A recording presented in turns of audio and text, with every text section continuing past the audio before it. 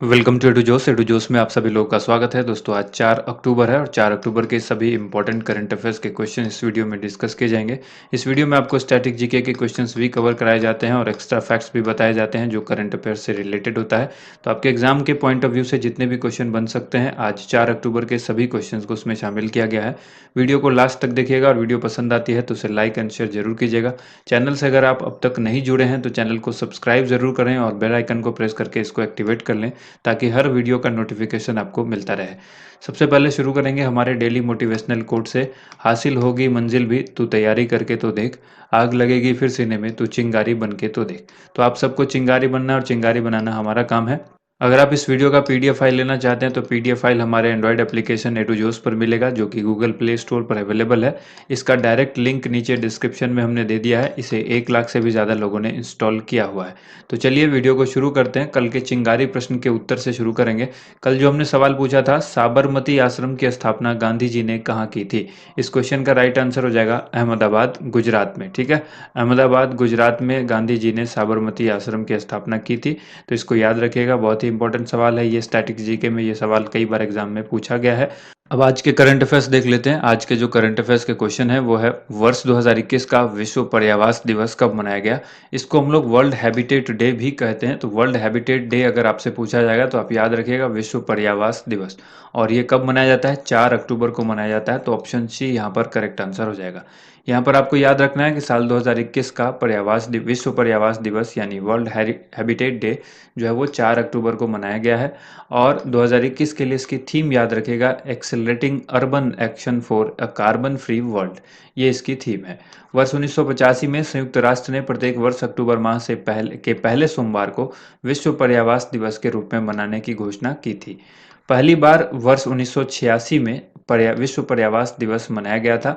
Important fact में याद रखना है, संयुक्त राष्ट्र पर्यावरण यानी यूएन हैबिटेट का मुख्यालय नैरोबी केन्या में स्थित है। हर वर्ष 4 अक्टूबर को विश्व पशु दिवस मनाया जाता है। तो यहाँ पर आपको याद ये रखना है कि 4 अक्टूबर को जो मनाया जा रहा है, ये क्यों मनाया जा रहा है? क्योंकि ये अक्टूबर माह का पहला सोमवार है और इसी को अक्टूबर माह के हर साल अक्टूबर महीने के पहले सोमवार के दिन यानी मंडे के दिन विश्व पर्यावरण दिवस मनाया जाता है। तो 4 तारीख ये फिक्स डेट नहीं है, इसको ध्यान रखिएगा। हो सकता है अगले साल ये 5 तारीख हो जाए। तो इस तरह से कभी भी चेंज हो सकता है, कभी 2 होगी, कभी 3 होगी। तो ये सोमवार का दिन होगा, लेकिन फर्स्ट वीक में जो पहला सोमवार आएगा, अक्टूबर के फर्स्ट वीक में जो सोमवार आएगा वो सोमवार को मनाया जाएगा ये विश्व पर्यावरण दिवस। ठीक है, नेक्स्ट क्वेश्चन देखिए, दुनिया के सबसे बड़े खादी राष्ट्रीय ध्वज को कहां पर स्थापित किया गया है? ये दुनिया का सबसे बड़ा खादी राष्ट्रीय ध्वज है और इसको स्थापित कहां पर किया गया है?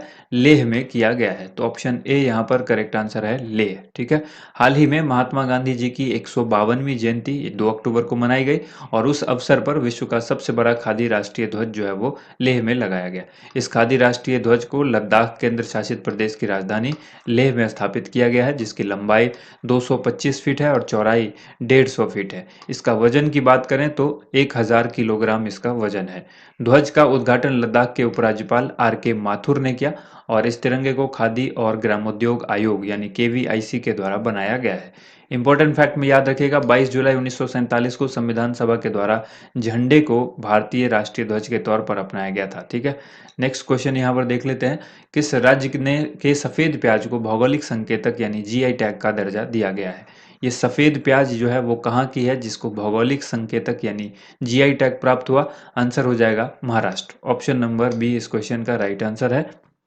यहाँ पर याद रखना है, महाराष्ट्र के रायगढ़ जिले के अलीबाग के मशहूर सफ़ेद प्याज को भौगोलिक संकेतक यानी जीआई टैग दिया गया, जिससे उसे अनोखी पहचान मिली और उसके लिए व्यापक बाजार का भी मार्ग प्रशस्त हुआ है। इस प्याज में औषधीय गुण है, उसका हृदय रोग, कोलेस्ट्रॉल नियंत्रण एवं इंसुलिन निर्माण में इसका इस्तेमाल होता है इस औषधीय गुण की वजह से। इंपॉर्टेंट फैक्ट में याद रखना है, महाराष्ट्र और कर्नाटक के कोल्हापुरी चप्पल को भौगोलिक संकेतक यानी जीआई टैग दिया गया था। महाराष्ट्र की पनेरी पगड़ी, सोलापुर की चादर और तौलिया, कोंकण के अल्फांसो आम, नासिक के अंगूर और महाबलेश्वर की स्ट्रॉबेरी को जीआई टैग दिया गया हुआ है, ये आपको याद रखना है, ठीक है। इसके बाद देखिए करंट अफेयर्स रिवीजन में हाल ही में मध्य प्रदेश के चिन्नौर चावल को जीआई टैग प्राप्त हुआ। तो जीआई टैग से 1 से 2 क्वेश्चन जो है आपके एग्जाम में देखने को मिलता है, इसलिए वो सारे लिस्ट यहाँ पर हमने उपलब्ध करा दी जो करंट अफेयर्स रिवीजन हो और इम्पोर्टेंट फैक्ट के तौर पर। अगला सवाल देखिए, भारत और किस देश के बीच संयुक्त अभ्यास मित्र शक्ति 2021 का 8वां संस्करण जो है वो शुरू किया गया है? इसका आंसर हो जाएगा ऑप्शन नंबर डी, श्रीलंका। ठीक है, श्रीलंका जो कि 8वां संस्करण भारत और श्रीलंका के बीच हो रहा है, ये अभ्यास है मित्र शक्ति 2021। आपको याद रखना है कि ये 4 से लेकर के 15 अक्टूबर तक श्रीलंका के अंपारा स्थित कॉम्बैट ट्रेनिंग स्कूल में आयोजित किया जाएगा। मित्र शक्ति अभ्यास के 7वें संस्करण का आयोजन साल 2019 में पुणे में फॉरेन ट्रेडिंग नोड में किया गया था और ट्रेनिंग नोड में, और जो भारत के अन्य देशों के साथ जो संयुक्त अभ्यास है उसको एक बार हम लोग रिवाइज कर लेते हैं। गरुड़ शक्ति भारत और इंडोनेशिया के बीच होता है, एक्वेरिन मालदीव और भारत के बीच होता है, हैंड इन हैंड चीन और भारत के बीच होता है, बोल्ड कुरुक्षेत्र सिंगापुर और भारत के बीच होता है, नोमैडिक एलिफेंट मंगोलिया और भारत के बीच होता है, शक्ति जो कि फ्रांस और भारत के बीच होता है, युद्ध अभ्यास संयुक्त राज्य अमेरिका और भारत के बीच होता है, और काजिंद कजाकिस्तान और इंडिया, इसको आप इस तरह से याद रखेंगे KAZ कजाकिस्तान, IND इंडिया। ठीक है, तो कजाकिस्तान जो है और इंडिया जो है उसके बीच काजिंद अभ्यास होता है। अगला सवाल है, हाल ही में सरकार ने नमामि गंगे कार्यक्रम के लिए किसे शुभंकर बनाया है? नमामि गंगे कार्यक्रम के लिए किसको शुभंकर बनाया गया है? आंसर हो जाएगा ऑप्शन ए, चाचा चौधरी। ठीक है, यहाँ पर आपको याद रखना है हाल ही में सरकार ने नमामि गंगे कार्यक्रम का शुभंकर चाचा चौधरी को बनाने का फैसला किया है। चाचा चौधरी एक भारतीय कॉमिक बुक का चरित्र है यानी कैरेक्टर है जिसे अपने तेज दिमाग के लिए जाना जाता है। इंपॉर्टेंट फैक्ट में याद रखना है, सरकार ने गंगा नदी को प्रदूषण निवारण और नदी को पुनर्जीवित करने के उद्देश्य से जून 2014 में नमामि गंगे नामक एक एकीकृत गंगा संरक्षण मिशन का शुरुआत किया था यानी शुभारंभ किया था। तो ये सवाल पूछेगा नमामि गंगा जो कार्यक्रम है वो कब शुरू किया गया था नमामि गंगे? तो साल 2014 में, आप याद रखिएगा जून। ठीक है, इसके बाद देखिए इस कार्यक्रम का संचालन केंद्रीय जल शक्ति मंत्रालय के द्वारा किया जा रहा है। गंगा नदी जो है उत्तराखंड राज्य में हिमालय पहाड़ पर स्थित गंगोत्री से निकलकर विशाल मैदानी इलाके में बहने के बाद बंगाल की खाड़ी में मिल जाती है। नेक्स्ट क्वेश्चन है, हाल ही में नीति आयोग देश की कितनी महिला उद्यमियों को विमेन ट्रांसफॉर्मिंग इंडिया अवार्ड 2021 से सम्मानित करेगा? ये जो अवार्ड देख रहे हैं आप, इसका ये 5th एडिशन है और इसमें टोटल कितनी महिलाओं को जो है वो सम्मानित किया जाएगा? आंसर हो जाएगा 75, option number C. NITI Aayog के द्वारा देश की आज़ादी के 75 वर्ष पूरे होने पर आयोजित अमृत महोत्सव समारोह के तहत women transforming India awards WTI 2021 के 5वें संस्करण का आयोजन किया जा रहा है। नीति आयोग के महिला उद्यमिता मंच के द्वारा विशेष उपलब्धियां हासिल करने वाली ऐसी 75 महिलाओं को सम्मानित किया जाएगा। करंट अफेयर्स रिवीजन में याद रखिएगा, हाल ही में नीति आयोग के द्वारा सतत विकास लक्ष्य यानी SDG इंडेक्स जो है वो का तीसरा संस्करण जारी किया गया था। इस सूचकांक में केरल जो है वो शीर्ष पर रहा, उसके बाद तमिलनाडु और हिमाचल प्रदेश का स्थान रहा। यानी दूसरे नंबर पर कौन रहा? तमिलनाडु, और तीसरे पोजीशन पर कौन रहा? तो वो रहा हिमाचल प्रदेश। स्थापना जो है इसकी कब हुई थी? 1 जनवरी 2015 को। किसकी? नीति आयोग की बात हो रही है, नीति आयोग की बात हो रही है ये। इसकी स्थापना 1 जनवरी 2015 को हुई थी। उपाध्यक्ष राजीव कुमार है वर्तमान में और CEO अमिताभ कांत है। अच्छा, अगर इसके अध्यक्ष की बात पूछ दी जाए तो फिर क्या कहेंगे? नरेंद्र मोदी, जो भारत के प्रधानमंत्री हैं, वो इसके वर्तमान अध्यक्ष हैं। नेक्स्ट क्वेश्चन देखिए, हाल ही में किसके द्वारा वेटलैंड ऑफ इंडिया नामक पोर्टल लॉन्च किया गया है? वेटलैंड्स ऑफ इंडिया नामक पोर्टल जो लॉन्च किया गया है, इनका नाम है भूपेंद्र यादव, इनके द्वारा किया गया है इस पोर्टल को लॉन्च।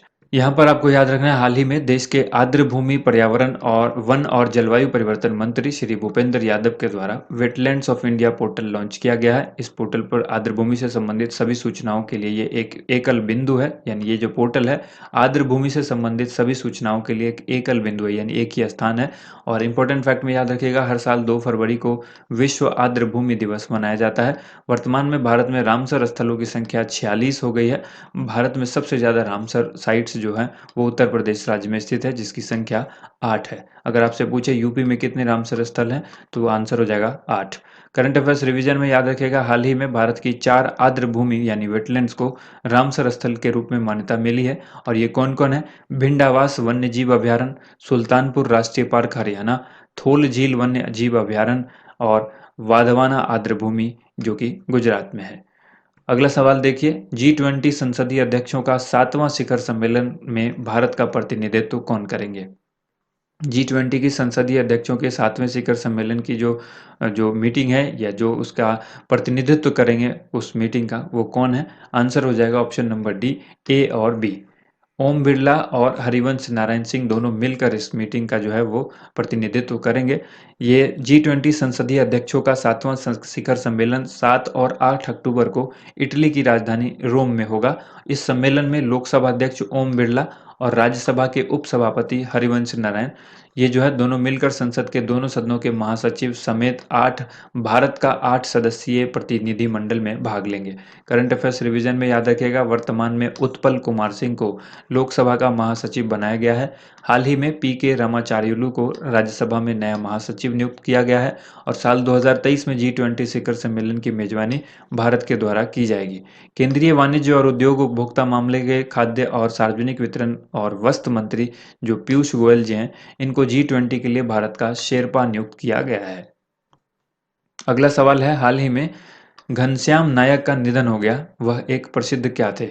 घनश्याम नायक, आप सभी ने इनको देखा होगा टीवी सीरियल में, और इनका जो निधन हो गया, ये क्या थे? ये एक अभिनेता थे। ठीक है, आपने देखा होगा तारक मेहता का उल्टा चश्मा, आप सभी ने सब टीवी पर जो है वो देखा होगा तारक मेहता का उल्टा चश्मा, जिसमें ये किरदार निभाते थे अभिनेता का। तो आप याद रखिएगा, इनका निधन हो गया। घनश्याम नायक जो है, घनश्याम नायक इनका नाम था।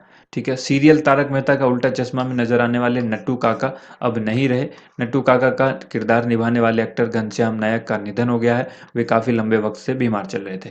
शो के प्रोड्यूसर असीत मोदी, तारक मेहता के शो के प्रोड्यूसर कौन है? असीत मोदी, इन्होंने इस बात की जानकारी शेयर की। करंट अफेयर्स रिवीजन में याद रखिएगा, हाल ही में 13वें बिग बॉस के विनर सिद्धार्थ शुक्ला का भी निधन हो गया है। हिंदी फिल्म जगत में ट्रेजेडी किंग के नाम से मशहूर दिलीप कुमार का निधन हो गया है और टेलीविजन की दुनिया में दिग्गज अभिनेता अनुपम श्याम का भी निधन हो गया। साउथ फिल्म इंडस्ट्री के अभिनेता विवेक का भी निधन हो गया। तो ये हाल ही में जो अभिनेता थे या फिल्मी दुनिया से आप कहें कि संबंध रखते थे, इन सब के निधन के बारे में हमने यहाँ पर चर्चा की। अगला सवाल देखते हैं, ए टेस्ट ऑफ लिवरपूल वे, ये एक बुक है और इस बुक को किसने लिखा है, ये सवाल आपसे पूछा गया है। 4 ऑप्शंस हैं, मोना नामेर, मोना नायक, राखी भाटिया, सेजल सोनम। इस क्वेश्चन का आंसर क्या हो जाएगा? ऑप्शन नंबर ए, मोना नामेर ने इसको लिखा है। A taste of the Liverpool way, ठीक है, a taste of the Liverpool way, इस बुक को लिखा है। अब बारी है एक्स्ट्रा खुराक की। यहाँ पर 5 सवाल पूछे गए हैं, वीडियो को रोक करके आप आंसर देने का प्रयास कीजिएगा, उसके बाद आंसर मिलाइएगा। भारत के उत्तरी मैदान 3 प्रमुख नदी प्रणालियों से बने हैं, जो सिंधु, गंगा और डैश हैं। इस क्वेश्चन का आंसर क्या होगा बताइए? ब्रह्मपुत्र नदी किस हिमनद से निकलती है?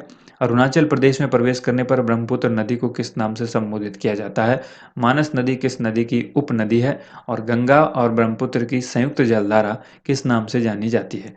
एक एक करके आंसर देखते हैं। पहला प्रश्न है, भारत के उत्तरी मैदान 3 प्रमुख नदी प्रणालियों से बने हैं, जो कि सिंधु, गंगा और ब्रह्मपुत्र हैं। ठीक है, इसके बाद देखिए अगला क्वेश्चन है, ब्रह्मपुत्र नदी किस हिमनद से निकलती है? तो ये निकलती है चेमा युंगडुंग से। यहाँ पर आप देख रहे हैं चेमा युंगडुंग।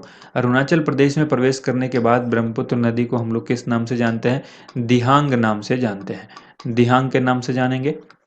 मानस नदी किस नदी की उपनदी है? तो मानस नदी जो है ब्रह्मपुत्र नदी की उपनदी है। ठीक है, इसके बाद देखिए गंगा और ब्रह्मपुत्र की संयुक्त जलधारा किस नाम से जानी जाती है? इसको हम लोग मेघना के नाम से जानते हैं। अब बारी है आज के चिंगारी प्रश्न की, जिसका आंसर आप सभी को कमेंट बॉक्स में लिखना है। सवाल पूछा गया है, प्रतिवर्ष अंतर्राष्ट्रीय अहिंसा दिवस कब मनाया जाता है? बहुत ही इजी सा सवाल है, आप सबको इसका आंसर जो है कमेंट बॉक्स में ज़रूर लिखना है। तो ये थी आज की वीडियो। अगर वीडियो आपको पसंद आई है तो वीडियो को लाइक ज़रूर कीजिएगा, ज़्यादा से ज़्यादा इस वीडियो को शेयर कीजिएगा। थैंक यू सो मच, आप सभी लोगों का वीडियो देखने के लिए बहुत बहुत धन्यवाद।